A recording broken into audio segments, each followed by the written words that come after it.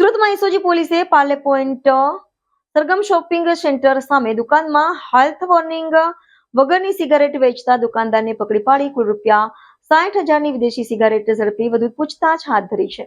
સુરતમાં ફરી એક વખત એસઓજી પોલીસે પ્રતિબંધિત સિગારેટનો મોટો જથ્થો ઝડપી પાડ્યો છે. પોલીસે પ્રતિબંધિત સિગારેટ વેચતા એક દુકાનદારને ઝડપી પાડ્યો છે. પોલીસે 60,000થી વધુની હેલ્થ વોર્નિંગ વગરની સિગારેટનો જથ્થો કબજે કરી વધુ તપાસ હાથ ધરી છે.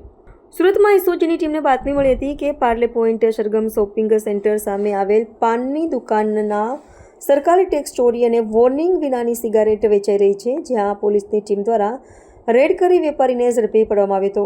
સુરત એસઓજી પોલીસે દુકાનમાં રેડ કરી વેપારી પવન રાજેન્દ્ર પ્રસાદ પાંડેને ઝડપી પાડ્યો હતો. પોલીસની ટીમ દ્વારા તેની દુકાનમાં તપાસ કરતા ગેરકાયદેસર રીતે રાખવામાં આવેલ હેલ્થ વોર્નિંગ વગરની અને સરકારના ટેક્સ ચોરીની સિગારેટનો મોટો જથ્થો ઝડપી પાડવામાં આવ્યો હતો. પોલીસે કુલ ₹60,000થી વધુનો મુદ્દામાલ કબજે કરી વધુ પૂછતાછ હાથ ધરી છે.